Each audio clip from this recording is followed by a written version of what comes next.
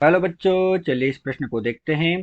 सदिश ए और सदिश बी के अदिश गुणनफल बराबर सदिश बी तथा सदिश सी का अदिश गुणनफल है, तो क्या ए व बी सदैव बराबर हैं। हमें क्या कहा गया बच्चों, यहाँ पर हमें एक सदिश ए, एक बी तथा एक सी सदिश दिया गया है और ए तथा सी का अदिश गुणनफल जो है वो बी तथा सी के अदिश गुणनफल के बराबर दिया है।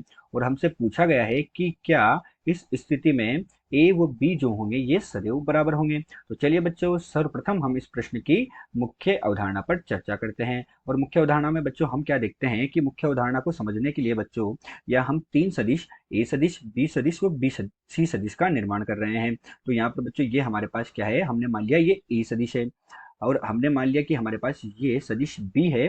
और इसी प्रकार हम मान लेते हैं कि हमारे पास यहाँ पर कोई तीसरा सदिश सी है। तो हमारे पास तीन सदिश हो गए बच्चों। एक सदिश हो गया ए सदिश, दूसरा सदिश हमारे पास है बी और तीसरा क्या है, सी सदिश है। और हम मान लेते हैं कि सदिश ए तथा सदिश सी जो है इन दोनों के बीच का कोण हमारे पास कितना है, थीटा 1 है।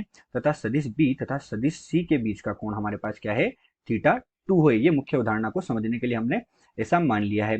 जब हम ऐसा मानते हैं तो हमारे पास क्या होगा, हम देखते हैं कि हमारे पास जो ए डॉट सी है ये किसके बराबर होगा। तो ये हमारे पास बराबर हो जाएगा बच्चों सदिश ए का परिमाण, सदिश सी का परिमाण और हमारे पास किसके बराबर हो जाएगा, इन दोनों के बीच के कोण के बराबर। और इन दोनों के बीच का कोण कितना है हमारे पास, तो इन दोनों के बीच का कोण है हमारे पास कोस थीटा 1। अर्थात सदिश ए का परिमाण अगर ए है और सदिश सी का परिमाण सी है तो ए डॉट सी बराबर हो जाएगा बच्चों ए सी कोस थीटा 1। इसी प्रकार बच्चों हमारे पास बी डॉट सी किसके बराबर होगा, तो हमारे पास बी डॉट सी बराबर हो जाएगा सदिश बी का परिमाण, सदिश सी का परिमाण और इन दोनों के बीच का कोण। इन दोनों के बीच का कोण हमने क्या माना, थीटा 2 माना है। तो ये हमारे पास किसके बराबर हो जाएगा, बी सी कोस थीटा 2 के बराबर हो जाएगा। तो यही हमारे पास इस प्रश्न के मुख्य उदाहरण है। तो चलिए बच्चों, अब हम प्रश्न को हल करते हैं। और प्रश्न के हल में हम क्या देखते हैं, हमें क्या दिया गया कि ए डॉट सी जो है ये किसके बराबर है, हमारे पास ए डॉट सी जो है ये हमारे पास बी डॉट सी के बराबर है। तो यहाँ पर हमने इनके मान ज्ञात कर लिए हैं। तो ये हमारे पास किसके बराबर होगा, ये हमारे पास होगा ए गुणा सी गुणा कोस थीटा 1 बराबर बी गुणा सी गुणा कोस थीटा 2 के बराबर होगा।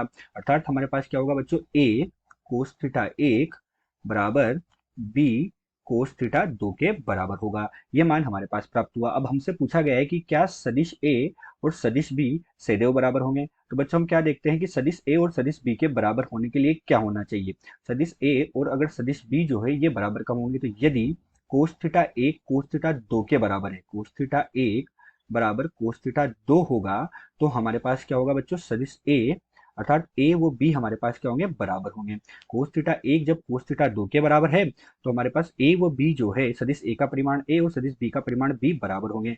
अगर ये बराबर नहीं है तो हमारे पास ए और बी जो है वो बराबर नहीं होंगे। यदि हम क्या कहें कि कोस थीटा 1 और कोस थीटा 2, या हम बोल सकते हैं कि थीटा 1 और थीटा 2 अगर एक दूसरे के क्या है बच्चों, बराबर नहीं है, क्या है यहाँ पर बराबर नहीं है, तो ए और बी हमारे पास क्या होंगे बच्चों, बराबर नहीं होंगे। तो इस प्रश्न के उत्तर में हम क्या कह सकते हैं कि ए डॉट सी और अगर बी डॉट सी बराबर है तो सदिश ए व बी सदैव बराबर नहीं होंगे। अगर इनके बीच का कोण जो है वो बराबर है तो सदिश ए और सदिश बी का परिमाण हमेशा बराबर होगा। आशा करते हैं आपको प्रश्न समझ आया होगा। धन्यवाद।